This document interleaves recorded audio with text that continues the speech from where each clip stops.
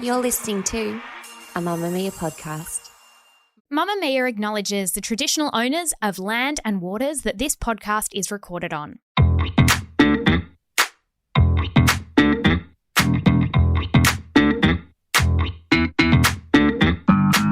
Hello and welcome to Cancelled, the podcast that looks at silly celebrity crimes and assigns charges and sentences so that we can all move on with our lives. I'm Jessie Stevens and I am joined by Claire Stevens. And today we're talking about Ballerina Farm. Here on the farm, the hens are laying eggs again. Usually in the winter, they take a couple months off when it gets dark early. Today was a beautiful but very rainy day on the farm, and I was craving homemade bread, homemade jam. The feeling of motherhood and bringing them to the earth is the most empowering feeling I have ever felt. You have insisted on this for week after week after week. You've resisted. And I've resisted, saying, I forget what it is. I think it is obviously cancelled. Hannah Nealman. Yeah. And that's the thing, is that I am using Ballerina Farm as synonymously with Hannah Nealman, which is wrong. Mm-hmm. I will elaborate on why. Look, for some, the phrase Ballerina Farm may conjure up images of farming ballerinas. Yeah, that's Perhaps what I picture. Milking them, having them breed, and pirouetting while potentially laying eggs. I see someone in a tutu in hay. Oh, wow, yeah. That's what I see. They've missed a branding opportunity there. Mm. And we'll get into this, but not enough ballet. Mm. Look, in some ways, this ballerina has laid eggs, but I digress. Okay. Ballerina Farm refers to the farm and social media handle of influencer Hannah Nealman. Nealman was born in June 1990. Okay, so she's like our age. 6 months older than us. But unlike you, she has 9.8 million followers on TikTok, 10 million followers on Instagram, and 8 children, none of whom seem to have a penchant for hot chips. Oh, both our babies really like hot chips. Her eldest is 12 and her youngest is 1 month younger than Matilda, your little girl. Okay, that's a lot of babies in quick succession. Yeah. What's 8 times 9? I love. I think it's like 8 something. kids in 11 years. Yeah. I like to think when people have a lot of kids, I like to think about how many years of their lives they've spent pregnant. Oh, yeah. What's 8? 8 times 9. Too many. Yeah. Maybe like 6. So how old's your baby again? 9 months. Okay, 9 months. Interesting, because Hannah Nealman, in an interview that we'll touch on later, her husband says that when Hannah Nealman's babies are 9 months old, she has this desire. She has to have a baby again. Interesting. Like it kicks in. Discuss. Yeah. Really? It's pretty good. You have moments where you go, I could have 10. And then you think, we've all had that moment. Yeah. And then you think, actually, I have no money. I have no Ballerina Farm. I have no time. Haters will say I've got to work. Haters do say that. Nealman grew up in a Mormon family in Utah, and at 14 she attended a Juilliard School summer ballet program. She went on to receive a scholarship and finished her university ballet studies at Juilliard School in New York. That is the school where she auditioned / got in the movie Save the Last Dance. Is it? Mm-hmm. Okay, all right, that makes sense. Yeah. And she did ballet, but yeah, she made it a bit hip-hop. Yeah, she appropriated Black culture. Yeah. That's why you liked it. Yeah. Do you think that that's what Hannah Nealman did? Do you think I think she did very classical ballet. Okay. Because if you really watch that dance from Save the Last Dance, it's appalling. It's not good. We could cancel that. That would be a fun thing to cancel, Save the Last Dance. Mm-hmm. While on a Thanksgiving break from college, she met a man named Daniel Nealman. My structure for today is as follows. Mrs. World competition, pretending to be poor, the Times hit piece, and a birthday present. Okay. Mrs. World competition. Is it Mrs. or Miss? I'm right. I'm hosting. I'm reading. I researched. So you Pipe down. pipe down. In January of this year, a story is published in the New York Times with the headline, "She gave birth 2 weeks ago. Now she's in a beauty pageant." As I said, Claire, you and Hannah, very similar in terms of your youngest. What were you doing 2 weeks postpartum? Screaming, crying, Leaking. leaking. Where from? Everywhere. Yeah. the vag, the boobs. The butt, but maybe not as a result. They kept saying in hospital, oh, you know, it could take up to 6 weeks to establish breastfeeding. Try like 4 months, honestly. So At which point we gave up. so we were struggling. Okay, well, there's a lot of leaking. There's concerns about vaginas falling out and buttholes falling out. You got your jelly tum-tum. Aforementioned, we did a whole episode on it. You smell like a barn. Yes. Right? You smell like farm. You smell like a farm. It would be lovely on the farm. No one would mind. True, no one would mind. Well, oh my gosh, that's why she went to a farm. Because she's Yeah. like, I smell like farm, and if I'm at a farm, nobody will notice. Exactly. And then as we've said, you got organs in your pants. Yes. You take your undies off and you go, There's there's a a clot. kidney. Yeah. Yeah. Okay. Now, as we know, beauty pageants are unnecessarily confusing. So Neilman's sash read Mrs. American, which meant that she'd won Mrs. America the year before or something. Okay, it's like grammatically incorrect. Yes. Mrs. American. The Mrs. means that she's married. Yes, no, I got that, but it should say like, it should Are be you like worried about Miss the past Australia, not Miss Australian. Yeah, but she was in the Mrs. America pageant, but her sash said Mrs. American. It's still, okay, American is not the past tense of America. That's my point. That's my point. Oh, yeah, you're an American. Yeah. Which she is. You know what's wild? It costs $2,500 to enter. Some say that with all the expenses, travel, clothes, makeup, tan, entry fees for this pageantry, it can cost up to $75,000 a year to be a pageant beauty queen. How much do you win? Great question. The Mrs. World crown does not receive a monetary prize. And I have written here, this feels like a metaphor for being a woman. Spend all your money to enter a competition where No if you prize. win, you get, wait for it, nothing. You can only lose, but you must compete to lose. All your money, come on. Fake tan, come on. Makeup, bikinis, swimsuits, enter. What will I win? Nothing. Punch in the face. What? Let me judge you outwardly. But I didn't want to enter. Well, you did. Anyway, Neilman made it to the semi-finals of Mrs. World or Mrs. America. I don't understand anymore. But not much further than that. But she'd already pissed some people off. Some critics said she was promoting unrealistic expectations for other postpartum women, while others got snarky that she had travelled on a plane with a 2-week-old and was now dancing to Viva Las Vegas in a casino. All right. I think all women in beauty pageants promote unrealistic expectations of women. Yeah. And this is not where I come from in terms of when I watch parents online, when I watch parents living their lives. This is not where I come from. This is the one time I'm ever going to say it. I don't think the 2-week-old wanted to be at the pageant. I don't. I think the 2-week-old just wanted to be with mum. Yeah, no, true. I guess. I don't think that she minded. I don't think she minded. I think she enjoyed Viva Las Vegas. Actually, Matilda would have loved that. Yeah. Apparently, like, they all did like a communal dance to that song as part of the pageant. And I think The whole 2-week-old family? No, all the contestants. Oh, And I think the little baby would have had her pom-poms out, being like, Viva! yeah. Like, she'd have really I liked like the movement. I like the movement. It reminds I like me the of the sound, womb. and there is my mum. Just a note on the tradwife phenomenon before we go any further. Neilman is widely considered a tradwife, which is short for traditional wife, even though in that New York Times piece that we're talking about, she said she was unfamiliar with the term. She said, I think everyone's mission is different. I find so much joy and satisfaction in being with my kids. I checked my notes, and that is allowed. Yes. Let's just spend a moment on tradwives. You ever get in a tradwife mood? Would I consider myself a trad wife? Absolutely. Did I make my daughter breakfast this morning? Yeah. I made oats. It took me 4 minutes. And I thought, am I nailing this? Yes. Am I a traditional wife? Absolutely. Will I walk in this afternoon and yell at my husband? Yes. Because fuck gender roles. Yes.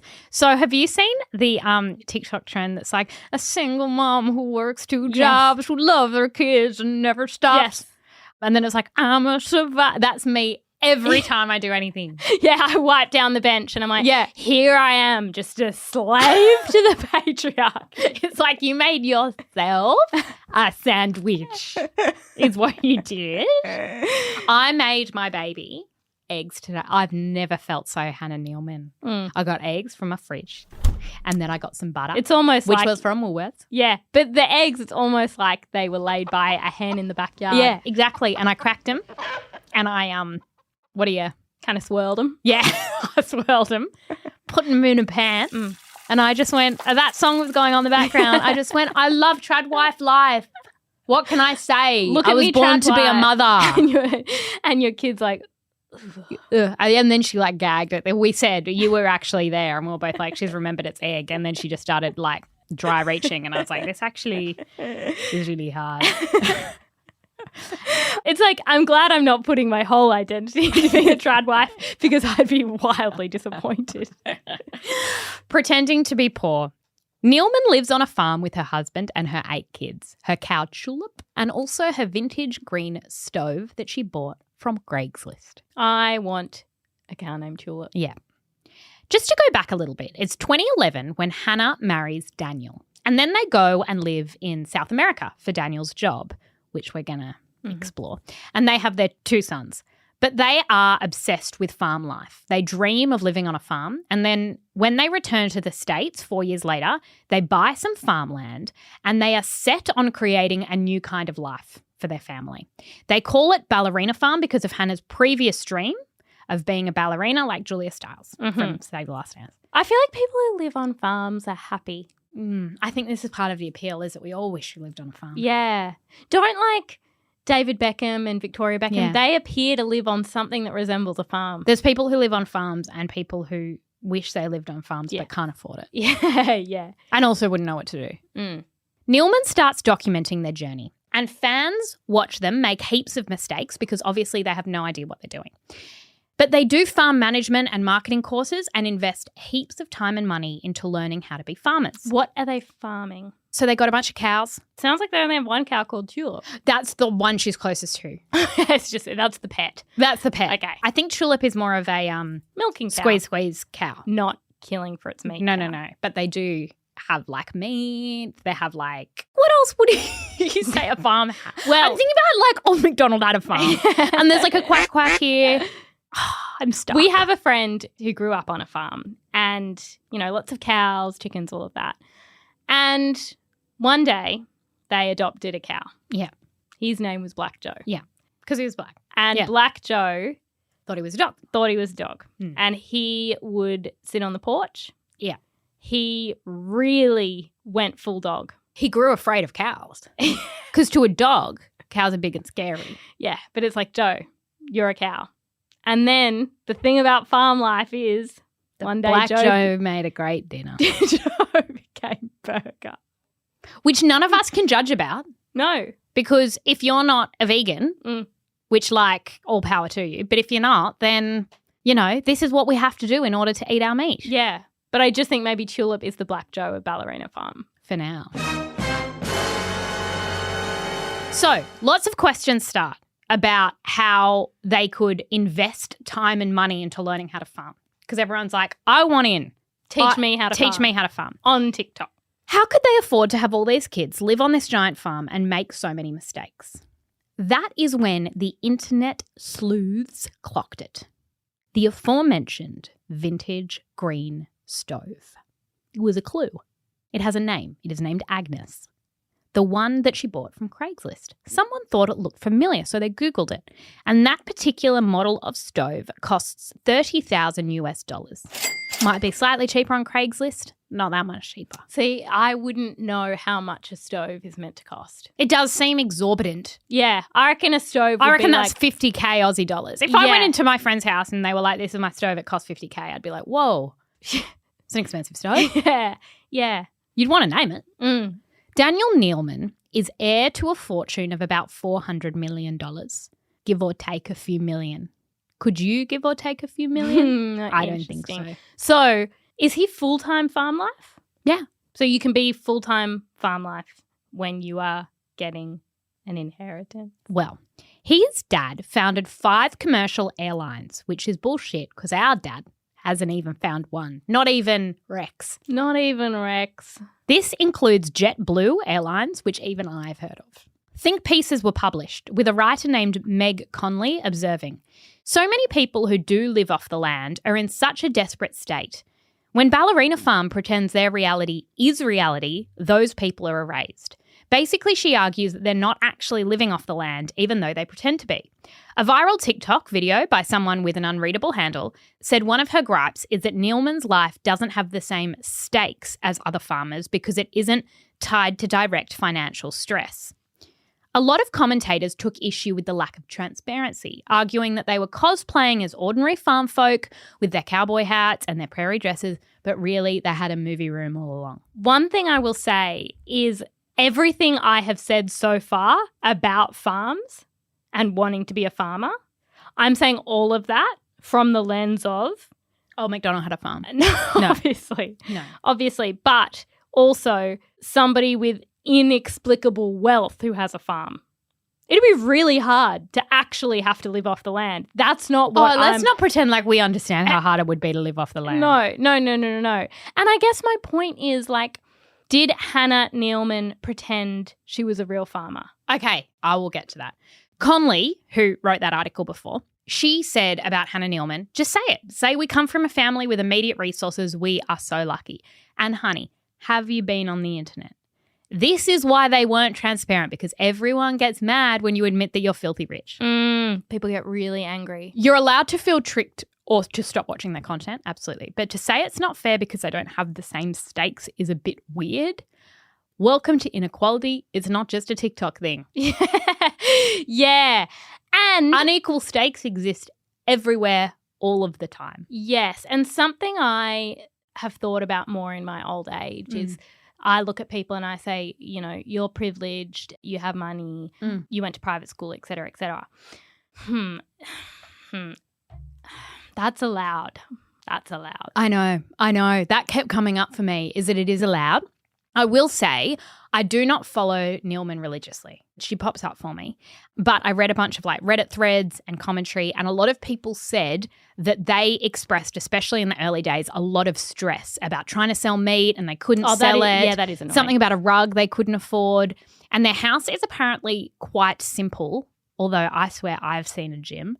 And they sort of present like they're living off the farm, and people have done the maths and say, at least at the beginning, that wasn't at all possible. It wouldn't have added up. At the same time, just because somebody's family has a lot of money, you don't know what their financial situation arrangement is in terms of whether they are getting that money, whether they want to get that money, whether they want to live independently. I don't know. It's just very... I mean, in order to take that jump, they would have needed financial backing, absolutely. And they would have needed a big pot of money. But just because you're filthy rich or like you have inheritance doesn't mean you got to live like the Kardashians. It doesn't mean you've got to live in some ridiculous house with your private jets and your Prada bags, right? I actually kind of like they're doing this like farm life thing. I think that's not so bad. Kind of like Kanye with his ranch. Yeah, I guess.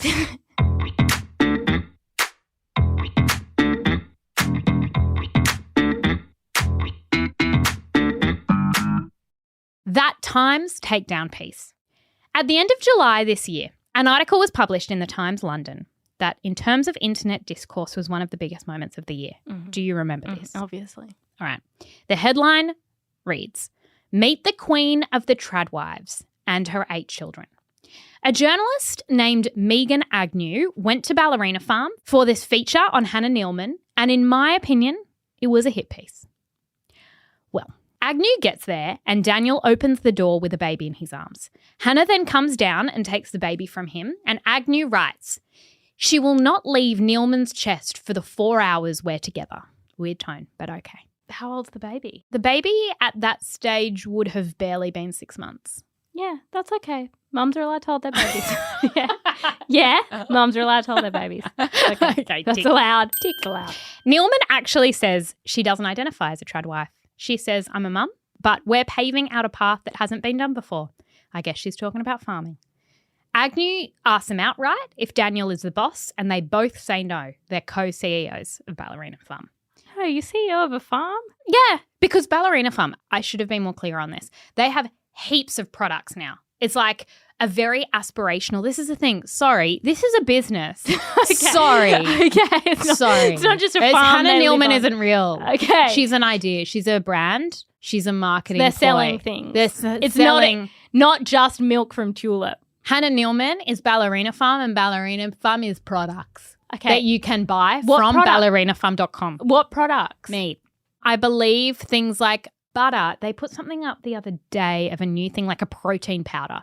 Like they have a whole shop. Imagine like Goop or like what Meghan Markle's trying to do, that kind of thing. And I imagine that they're making a lot of money from it right now. Okay. So 10 million followers is just brand extension. Love. This is why they invited them into their house, because they were like, yes, want to sell more beef. Free promo. Yes. The whole tension is that Agnew wants to get Nealman one-on-one, but Daniel wants to show her his farm, which is very a man on a farm. Yeah. He's like, you want a tour? And she's like, not really. I don't give a shit. And he's about like, the farm. I can show you the shed. She didn't want to see the shed. She's flown from London to Utah. Well, she got to Utah, then she had to drive around mountains to get to Ballerina Farm. And Daniel's like, you want to see a ditch? And she's like, no, I don't. Not and really. He's like, we've got 6 ditches. Doesn't want to see it. Nealman does tell her that this farm vibe wasn't exactly the goal, because she did want to be a ballerina, but she knew that when she started to have kids, life would look different. She tells their origin story, and basically she mentioned to Daniel that she had to go back to Juilliard for her ballerinaing. And he is like, oh, what? No way, I'm on the same flight. She didn't realise his dad owned the airline, so he could probably get in the system and do some weaseling. So he got into the seat next to her, and that was their first date. Okay. Which, not great publicity for JetBlue. Yeah. Because, honey, how'd you get those details about someone's seat number? Yeah. Feels like a massive privacy concern. I don't want to know that that's how it works. That he can just log on and be like, where's Hannah sitting? Ugh. Sir, not your business. And No. who else was someone was booted off a flight. Yeah. Yeah. So that he could get in next to Hannah and have his first date. I hope they got a flight credit and free accommodation. I hope she got upgraded. Yeah, me too. Me too. If he sat next to her in economy, it's like, Why okay. aren't we sitting up the front? They hit it off. He was keen to get married, to have babies, and all of that happened very quickly. She said the first few years were hard because she gave up her dream of being a ballerina and he gave up his career ambitions. Agnew writes, I look out at the vastness and don't totally agree. Daniel wanted to live in the great western wilds, so they did. He wanted to farm, so they do. He likes date nights once a week, so they go. He didn't want nannies in the house, so there aren't any. The only space earmarked to be Nealman's own, a small barn she wanted to convert into a ballet studio, ended up becoming the kids' schoolroom. Okay. It's an astute observation. Yeah. Beautiful paragraph. It's beautifully written. Patriarchy. It's patriarchy, and I think so many women would say, yeah, that's what happens. Yeah. That's what happens when you have kids. Is it fair? No. Is it Hannah's fault? No. And I think what we need to do is unpack the word choice. What is a choice? Those choices that she made, did she know that that was going to happen once she had kids? Is she happy? Do we take her words at face value? And a lot of people have a plan for their life that doesn't pan out. Actually, pretty much everybody has an idea. I wanted to be a ballerina. Yeah. Me too. I still want to be a ballerina. I can't be because I've never done a ballet class. I stretch often and I can't nearly do the splits. No. I don't have the ankles for it. No. I've got the ankles of an elephant. I would have loved to be a My singer. husband tells me that, which also not one of my goals, to have a husband that tells me that I have the ankles of an elephant. No. And if Agnew was in my house, she'd say, watch out for him. And I'd say, I think he's fine. Yeah. I think he's fine. And he's right. Look at them. Look at them. They're horrible. Yeah. They're not going to be the ankles of a ballerina. No. I would When I broke my leg, I went, I can't be a ballerina now. Yeah. Was I Those- 30? Yeah, I was 30. Those days are gone. Those days are gone. I'd never done a class. But sometimes our dreams are dashed by injury. Sometimes I want to be an actress or a singer. Yep. And I think there's something about having kids that makes you go, ooh, maybe that won't come true for That me. ship has sailed. And something about being nearly 34 and not being able to sing. I didn't go to Juilliard. I relate to all of this. Anyway, Daniel gets excited and he keeps showing her the ditches, which is boring for everyone. Jess, what are the ditches? The ditches are like farm ditches. I imagine them to be like trenches, like big holes of dirt. For why? I guess like, I don't know what irrigation means, but that. Like, you know, on farms, how they need to like put in poles. Yeah, this is the thing about people I don't who understand. live on acres. They take you around and they point to things and they say things and you just go, that technology doesn't exist. Our friend who works on the farm, I went to her hometown once. She pointed out, I said, why is that green? They have a green lawn. No one else has a green lawn. She said something about it being watered underneath. I was like, that's just sci-fi shit. Yeah. So I think he's doing that from underneath in his ditches. Which is exciting for him. You know what? We never find out. Not once in this article does she say what's in the ditches. Maybe he's taking her around, I imagine, in a golf buggy, although that's not what she says because there's not enough attention paid to that. What if there are bodies? This is where I bury the bodies. And it's like, that's the story. That's the story. Yeah. Agnew. Not the ballet studio that didn't end up being a ballet studio. What's in the ditches? Because none of us understand how farms work. They get back to the house and Agnew is like, ugh, the kids are clattering near my tape recorder and one is running around with a chicken, like a roast chicken. And it's like, yeah, have you met kids? There's always one with a chicken. And they're always running around your tape recorder. They are. If you have something valuable and precious, They're like this. this one, That's what they're like. this one. A few telling things. Daniel says Hannah gets so exhausted that sometimes she doesn't get out of bed for a week, which is the most aspirational thing I've ever heard. How does she They're not? not getting out of bed for a week. Yeah, wait. How does she not get out of bed for a I week don't- if she's not allowed to have a nanny? And there's 8 kids. I'm confused. I don't know if he was exaggerating. Do they have family help? They are homeschooled, like on the thing, like by a teacher that comes in. But I don't think the 6-month-old is homeschooled. Yeah. So I don't really understand. Also, she's had her babies without pain relief. She says she's never liked taking it, except one time Daniel stepped out of the room when she was giving birth to little Martha. She was one of the few babies that she had in hospital, and she had an epidural. She says it was great. This was viewed by a lot of people as a red flag because she kind of only said it when Daniel wasn't listening, and it was like Daniel was kind of not there when she got the epidural. And yeah, it did kind of look like a red flag. Ugh. This is how Agnew closes the article. This is a quote.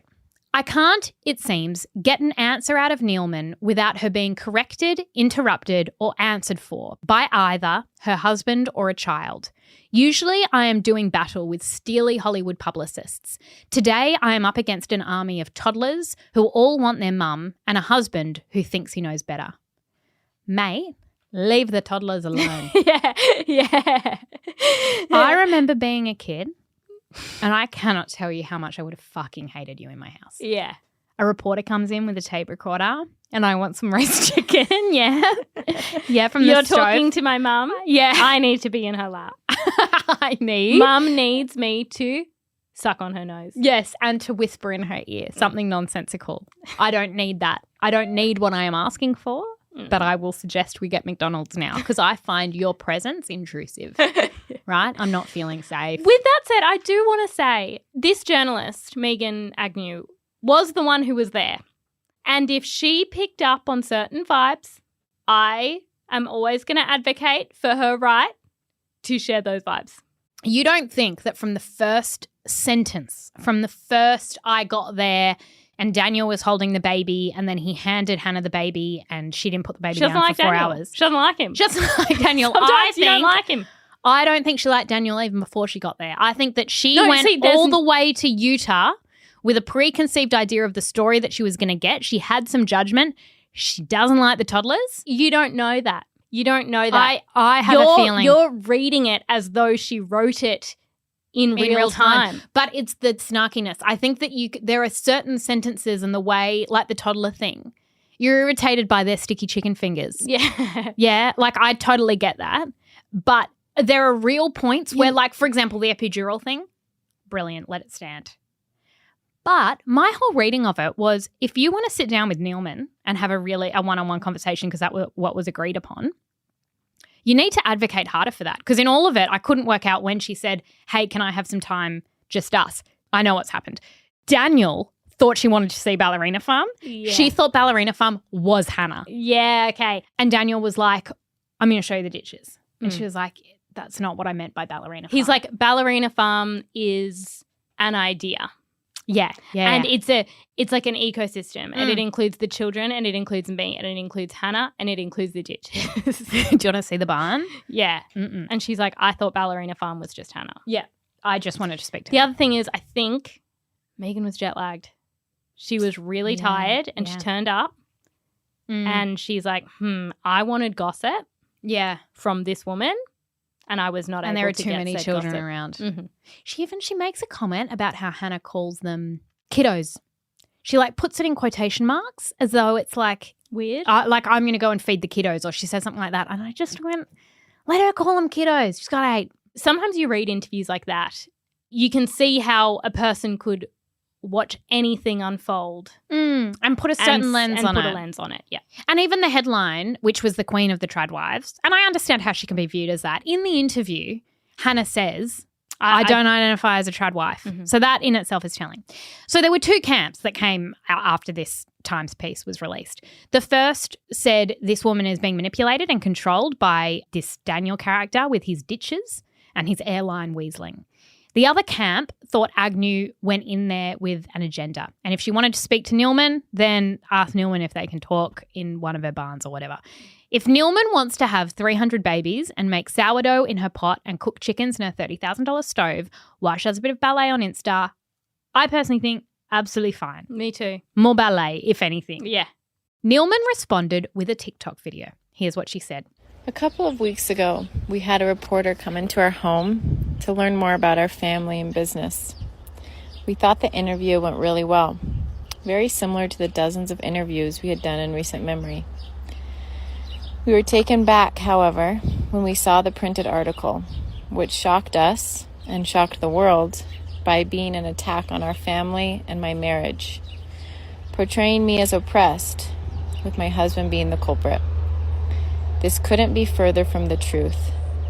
Nothing we said in the interview implied this conclusion, which leads me to believe the angle taken was predetermined. For Daniel and I, our priority in life is God and family. Everything else comes second. The greatest day of my life was when Daniel and I were married 13 years ago. Together we have built a business from scratch. We've brought 8 children into this world and have prioritized our marriage all along the way. You know what the weirdest thing is about that video? At the bottom of it, it says, participating in this activity could result in you or others getting hurt. Is that to do with the drink she's making? She's drinking what looks like tar.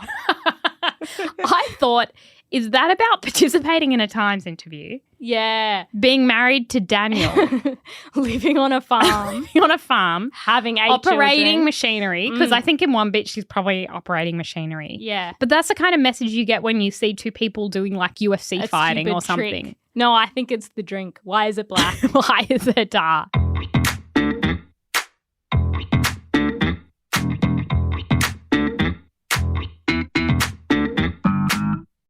Lastly, the birthday present. Around the same time as the Times piece, it was Neilman's birthday. She posted a video of Daniel presenting her with her gift. And she says, I'm hoping they're tickets to Greece. Have you seen this video? No. Greece the country or Greece Greece the musical? Greece the country. Okay. And Sweetie, same. We all want tickets to Greece for her birthday. Yeah. She's unwrapping the box. How do you go to Greece with that many kids? Do you take some? No, well, I think that they can get a nanny, like they get a nanny for like babysitting or whatever, like if they're out of the house. Yeah. Okay. She's unwrapping the box and she keeps talking about Greece, the country. And Daniel just waits for her to see because he knows it's good, the present, right? And that's when she pulls out an egg apron. No. It's got separate compartments for all the eggs. Like it's got like 12 little pockets so that you can wear it and it helps you pick the eggs and I guess not crack them.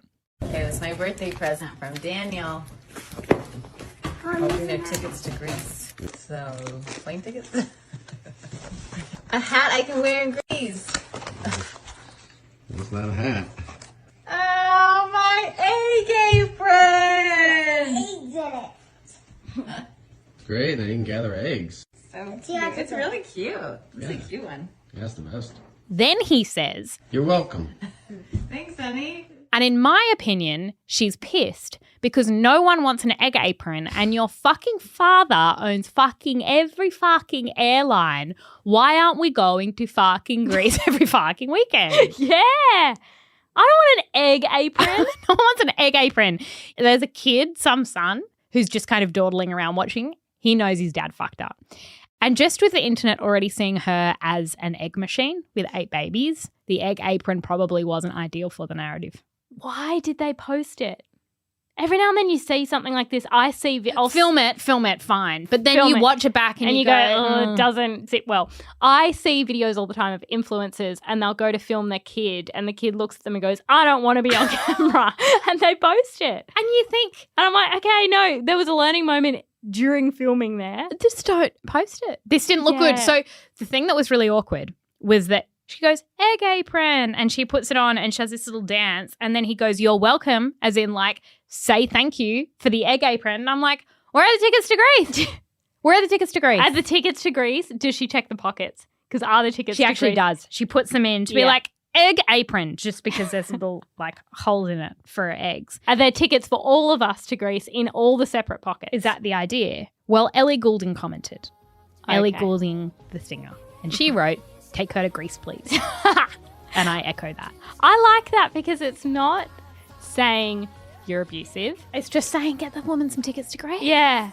It's saying, I, as an observer, know what she wanted. There's no other present. No. There's no other gift. We have birthday coming up, 3 months? Tickets to Greece. Yeah. 2. Please. Or like, my baby can come. That's fine. But I want tickets to Greece.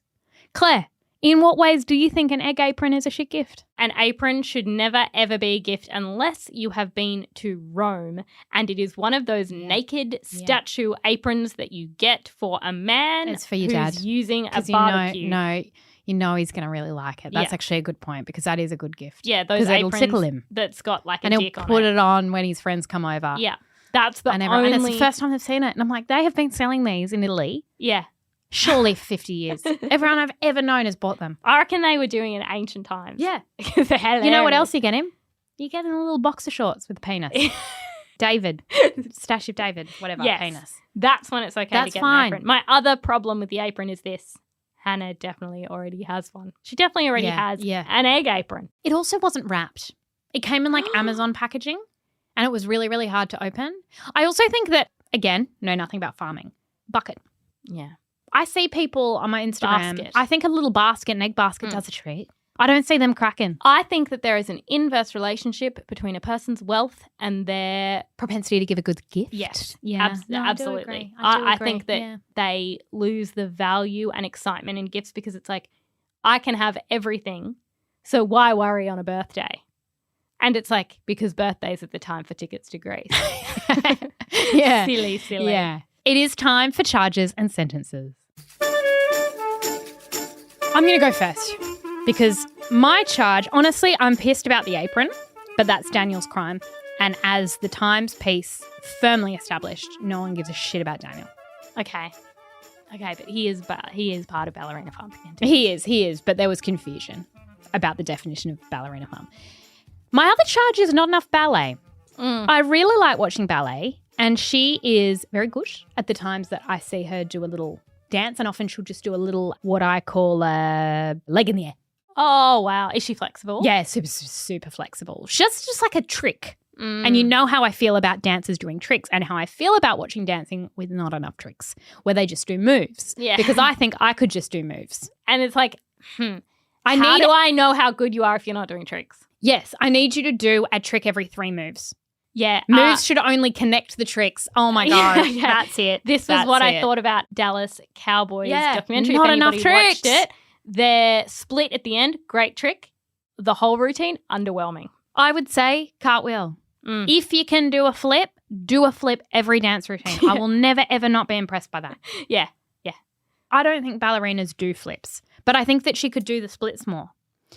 I guess being rich is also a charge, specifically not wearing a T-shirt that says, I married into generational wealth, or alternatively, my father in-law, is worth $400 million thereabouts, but the internet keeps calling him a billionaire, which is not the same thing, but I guess in terms of vibe-wise it is.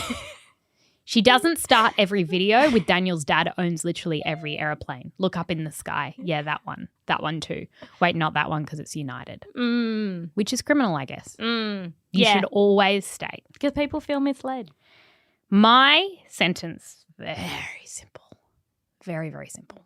I need Hannah Nealman, not just to go to Greece, but to go to Mykonos. Oh.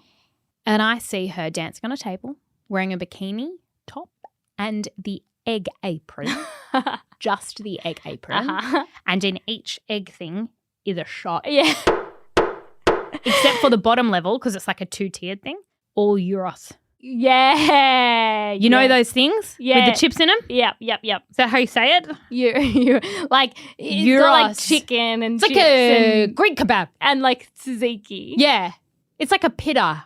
Yeah. So she's got like 6 pitas. She's got like 12 shots. She's got her egg apron on. She's wearing that helmet that you wear in that bar in Mykonos. Where they hit you on the head and give you like a concussion. She's Yeah. doing that. And then at the end, I don't even know if they do this, but like, you know how sometimes you just set a shot of light? Just throw the egg apron in it. Just fuck the egg apron. Fuck the apron. I'm in Greece. Daniel's not there. He's looking after the kids. I'll tell you that. And you know what she's doing? Making up for the epidurals. Yeah. 12 days, 12 epidurals, just bang them in, bang them in. I feel nothing. Just like make up for lost time. Yeah, love that. Just as a bit of a addendum to yours, I think that on TikTok, Instagram, Facebook, wherever the social medias, I think people should have your username and then in brackets your wealth status. So Ballerina Farm in brackets, rich. Yes. Bracket. Yeah. Okay. Yep. And it's like a tick verification. Yeah, just so you rich know. person, Poor. rich person, which is fine. Just look at it through that lens. Yeah. These are rich people. You know how we had that warning before about like repeating this could cause damage or something like that. These people are rich. They're not like you. Yeah. You can't afford this. Don't quit your job. Go and buy a farm. Don't quit your job, buy a farm with a little pet cow named Tulip. Don't. It will not look like this. You'll end up in financial ruin. You're not going to have eating. Your kids are going to get scurvy because you can't feed them. You don't know how to homeschool. It's raining in your roof. Don't do it. So my charge and sentence slightly different. I have feelings towards Daniel. Okay. Mm-hmm. You know Daniel's not on trial. Yes, he is, because Daniel is part of Ballerina Farm. I think that I definitionally didn't define my scope well enough in this particular episode. No, and something that I've learned throughout this episode is that I think these personalities, you see somebody on social media and you think it's them, but they are a business. What? And sometimes they're trying to sell you livestock. They're very controlled by Daniel. Wow. Yeah. That should also be a little mini thing at the bottom.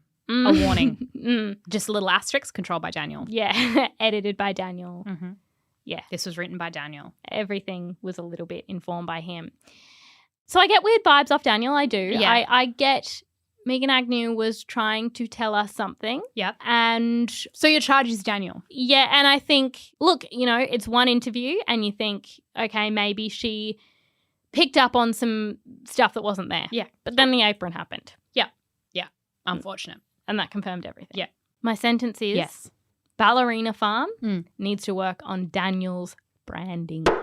A brand within a brand. He doesn't pull his weight in that way, like in a TikTok way. I feel as though he could do more ballet. Yeah, that's what I mean. It's like she's got ballet. She's got a thing. Yeah. She's single-handedly growing this business. So she does the PR marketing side and he does, I don't know, the business stuff, something like more of the land work or whatever. They do kind of 50-50. Okay, well, I'm going to need more Daniel content. Yeah, right. Because your reputation isn't great. Yeah. And to build that back up and to make sure that you're not pulling Ballerina Farm down, you need to establish who is Daniel. Yeah, what can he do? What are his interests? What are his hobbies? Yeah. So I want a farm tour brought to you by Daniel. What's in the ditch? Your ditches, mate. What's in the ditch? What's in the ditch with Daniel? Content series. Yeah. Easy. Do an interview with Part Tulip. 1, Part 2, Part 3. I want Tulip's journey from friendly cow to children's burger. Yes. Yes, I agree. I want Daniel wearing the apron and picking the eggs. Yeah, I don't think you pick eggs. No, they don't grow on trees. No. Well, they Hannah fall gets out some of- ballet time. You know what I was going to say is I was going to say they fall out of cows, and they don't. They fall out of chickens. Okay. What he needs to do, also another content series. I think he needs to do a content series that's like surprises for Hannah, because I need to appear to be a better husband than I currently am. Yeah. Let's convert the children's classroom into that ballet studio. Yeah, I think that'd be nice. I'd like it on TikTok. Do the children need a classroom? No. Absolutely not. They can learn from the land. Do you want to know what else they sell? Because I've finally had it. Well, do you want a special box of beef jerky that's going to cost you $225? No. Jesse? $225. Jessie? Daniel, you're taking the piss. No. What? I think it's tulip. I think it's so expensive. Oh my I God, think it's really special. It's tulip in the jerky. It's limited edition beef jerky. You know that protein powder I mentioned? $101. Do you want a sourdough kit? That's going to set you back $135. It's too expensive. It's really expensive. Your price point. Do you want some salt for $23? Jesus, my goodness. Or maybe you want some enamel dish soap for $34. We do have an apron. It's not the egg apron, but Hannah's wearing it and it looks like the apron and it's $37. It's not good for eggs. Very, very odd. They have so much stuff. Okay, before we go, you have a lazy girl story. I do. This is from Ali. I'm a single mother to a 16-month-old. He was donor conceived. The logistics of that isn't lazy. Very No, good I point, actually Ali. think that donor conceived, IVF. In Yeah. fact, falling pregnant at all is Quite a lot- opposite. quite a bit of work. Yeah, it actually involves you doing a thing and then your body doing a thing without you even thinking about it. Yeah, and it keeps doing it. Yeah. But I just opened my linen cupboard and noticed I still have the Sharps containers from all 3 rounds. I've moved house, but taking them to wherever they go seems a lot. I would also feel like I had to explain it, and that's just too much. I think they'll just stay in the back of the closet. This is very an allegory for things that are unclear how you do a dispose. It's like oil. Don't put it down the sink. And I'm like, I won't. And then I just leave it next to the sink for like 6 months. Or like batteries. You're not meant to put I batteries don't think in you're the meant to put them in the bin. But Yeah. it's like, I'm going to need a good reason why. Or like glass. When you smash a glass and I'm you're like Baffled as to what to do with that. Yeah. Bury it in your garden. Yeah. I don't know what you do with your Sharps. And then a lot of And who buys a Sharps disposal box and from where? I'd take it to the local shopping centre or something. yeah. Because a lot of those places have a Sharps disposal. But can you throw like all your Sharps? Feels like you're taking advantage. Yeah. And who do you ask? And it's always a lot when you have something quite confronting on you that you're asking about. Yeah. For example, I recently A shit sample? recently did Yeah. a poo sample. Where would And it's I really- hypothetically leave a poo sample? Is it in your hand right now? Yeah. Can I give it to you? No. Okay. Should I just leave it in the letterbox? Please don't leave it in the letterbox. I'll just leave it here on the counter. Everybody in the waiting room is gonna Is see watching, my poo and you always sample. try and hide it. Why is it clear? It doesn't have to be clear. I feel very that about the Sharps containers. In case you didn't believe us when we said we were giving away a trip to Turkey, our winner, Amy, has sent in a voice memo about her trip because in not very lazy girl fashion, she's already been. I love the efficiency. Hi team, this is Amy, the winner of the Highlights of Turkey competition. We have been and gone on the trip and I'm still feeling so emotional over how life-changing it was. We soaked up every single moment from the huge range of experiences across the 8 days, from exploring Istanbul and Gallipoli and ancient cities and seeing sea turtles swim right by our river cruise boat. Amongst all the highlights, it was the little things that meant the most to us. Things that only a guided tour could really bring, like eating at authentic restaurants in back alleys and building bonds with other tour members. We couldn't believe how easy it was to book the trip. From the day the competition was drawn, we were on a plane within just 3 weeks. Shout out to Amy from Explore Worldwide and Tammy, our travel agent. Turkey has never been on our radar, especially at this stage in our lives, but I can't brag about it enough. And if you've always thought that tours weren't for you, give it a go. Explore Worldwide was fabulous. No fuss, no stress, but a whole lot of fun and adventure. We are forever thankful. Amy, We are so glad that you had a nice time. If you want the chance to win prizes without having to lift a finger, subscribe to Mamamia via the link in our show notes and you'll be entered into all current and future Lazy Girl giveaways. Thank you so much for joining us on this episode of Cancelled. The producer of Cancelled is Kimberley Braddish with audio production by Leah Porges, and we'll be back next week. Bye. Bye.